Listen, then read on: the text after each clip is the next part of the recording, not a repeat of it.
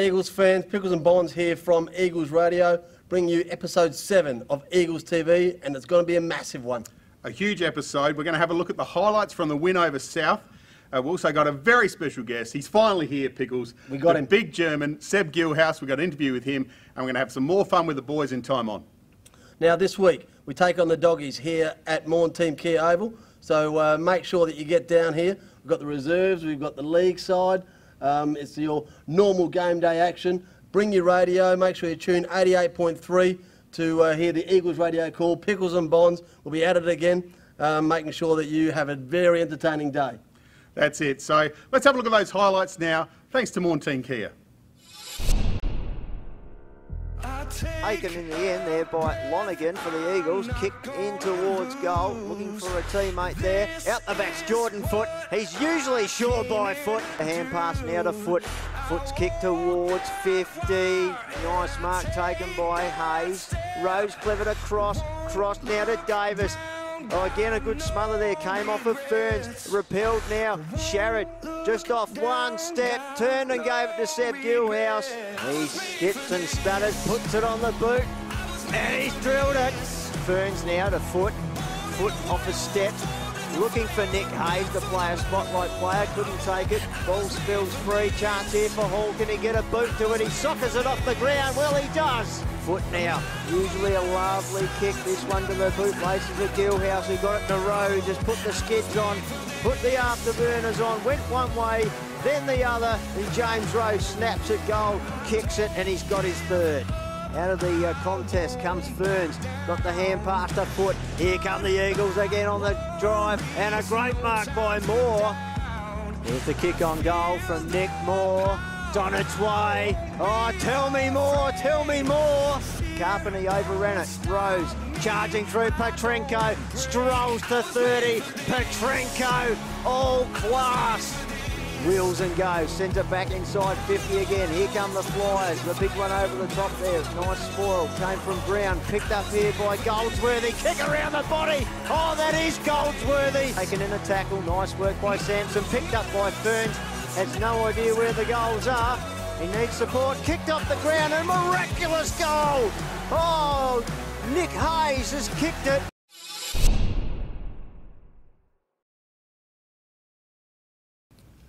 Okay, here on Eagles TV, lucky enough to have another superstar with us as we delve into the lives, unpack the massive suitcase that is Seb Guilhaus. Now, you're a cult hero in the stands, also a cult hero in the Eagles radio commentary box.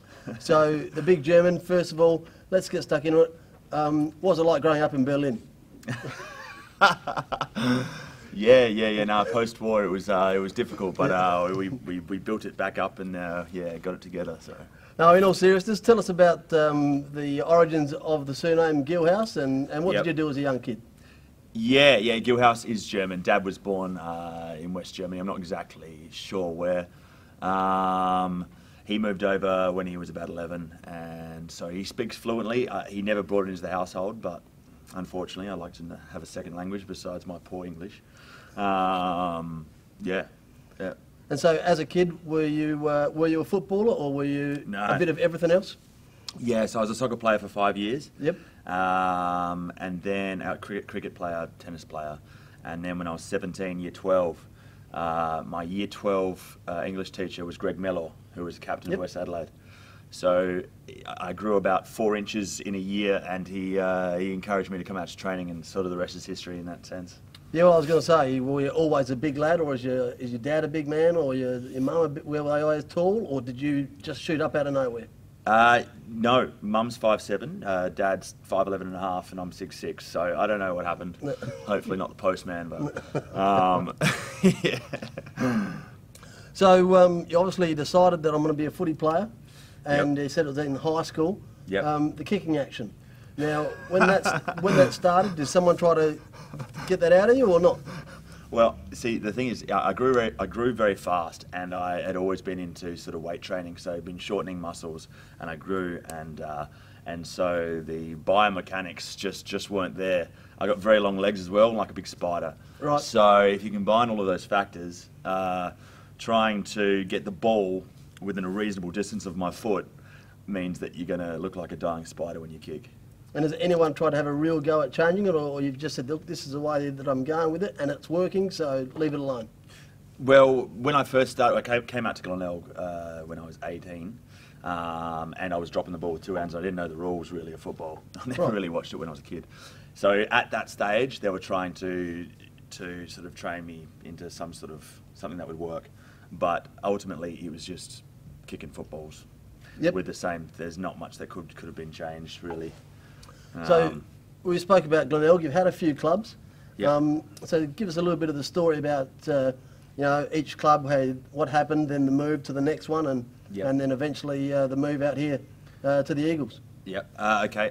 So Glenelg, straight after school, Glenelg. That was my area. Mum lives Somerton Park, so that was my sort of zone. Yep. Went out and saw Mark Micken, and then started the process there.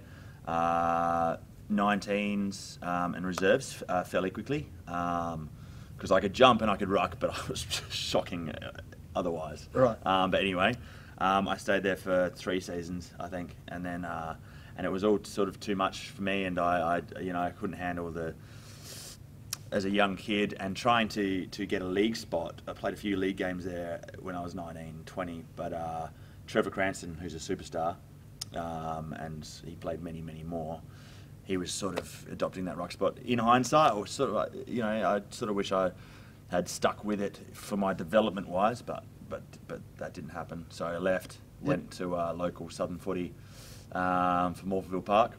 Right. Then I came back to the Eagles. To the Eagles the first time with Michael Godden, who was my reserves coach from Glenelg. Okay. Yep. So he grabbed me. And then I still wasn't ready for SNFL level. And so I went out back to Morpheville Park. Then I went into the country, played for Connivalior United in the KNTFL. Sorry. Yeah, KNTFL. Yeah.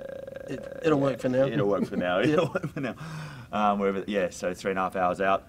That was great. That reinvigorated me, and then 2013 went to Central Districts and had sort of like a breakout season there as their sole ruckman, and that was when I really came into my body and form and confidence and everything like that. And so that was all great on the footy side, and then career-wise, not so much. I was doing a bit of personal training, but couldn't see anything that was sort of really sustainable. So I decided to make a move to Darwin.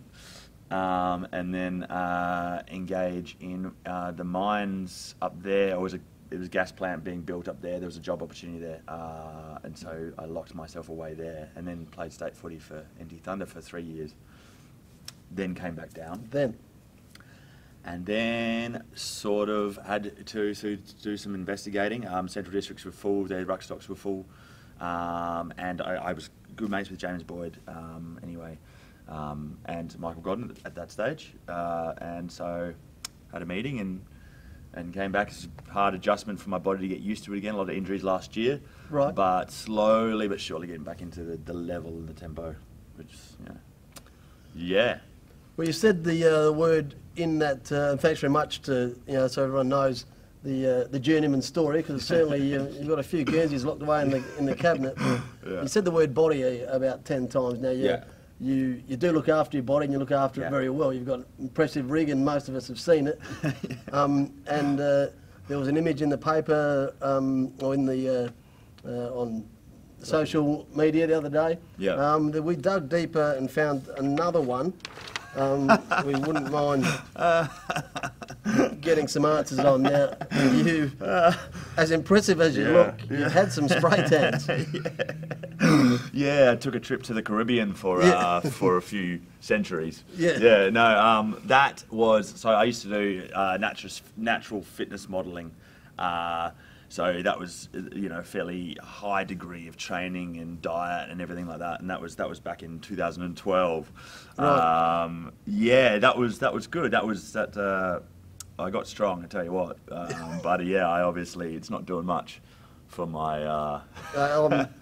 Hard to criticise when you've got abs like that, mate. That's pretty impressive. So, but we thought we might just relive that one. Hopefully, the viewers at home have had a good look at that. Now, when you do play, you're passionate. Do you know that you generate that sort of atmosphere around the ground. You're an eccentric character. That's how it seems to watch you out in the ground. The squats in the goal square, the clapping, the fist pumping. Do you feel the energy pumping up around the ground, and do you do a little bit of it to help that? Yeah, I guess it's a combination of both. I do get excited, absolutely, and I guess I just feel those energy changes quite a bit, and it's just when I feel it when we're really on, and when we're really off, I guess I'm just susceptible, maybe. I don't, yeah. Well then, so you do feed off the crowd. Tell us a little bit about what you do when you're not playing footy, because you're into off-Broadway shows. You're an actor. You're modelling, of course. How serious are you about the acting side of things? Yeah. Well, I started the beginning of last year, and it's definitely life-changing for me. I absolutely love it. It's both theatre and film at this stage. Just learning. I've always loved entertaining, making people laugh.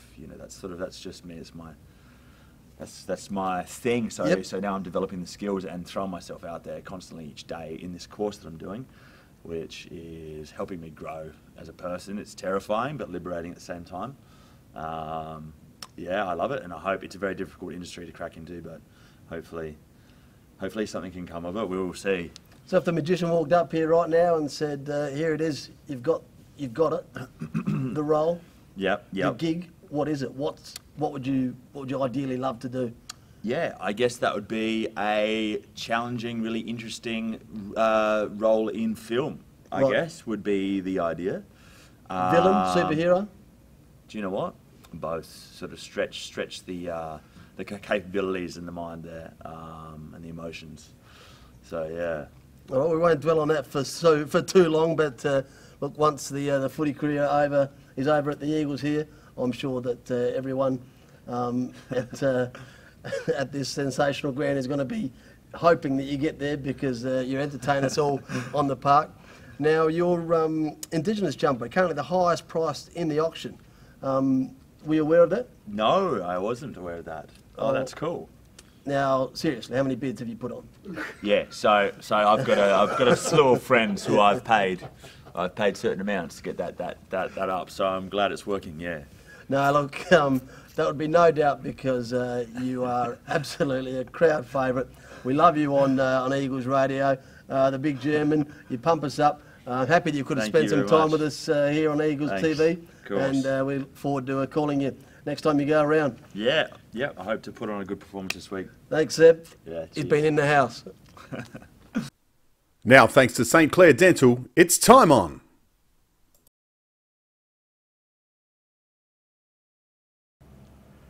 All right, it's time on, and we got the two ruckmen, Jared Redden, Seb Guilhaus here. They're going to go head-to-head against each other in a cup game. So this one's called Rise Up. All they've got to do is get that cup to the top, back to the bottom. Simple.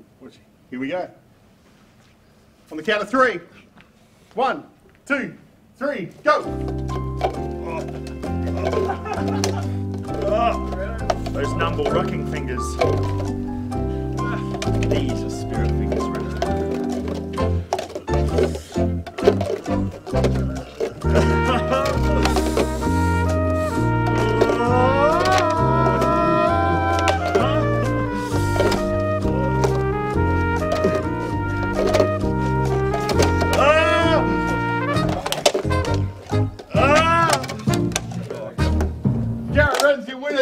Oh, you're one cup off, Seb. Bad luck. Jared Redden's the winner, round 1. He's coming up, round 2. Oh, yeah, what happens in round 2? Time for game 2 now. It's a pyramid game. They've got to stack a pyramid, pull it down, stack another pyramid. First one to make the second pyramid wins. Are you ready, boys? Ready. In 3, 2, 1, go! At the bottom? Oh, no. Is it 3 or 4? 3, 4. Four on the bottom. Ready? Oh, yeah. Yeah, they stack 2 on 1.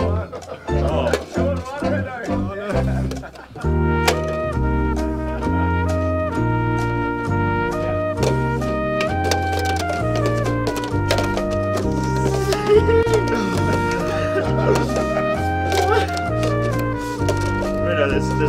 coming from yours.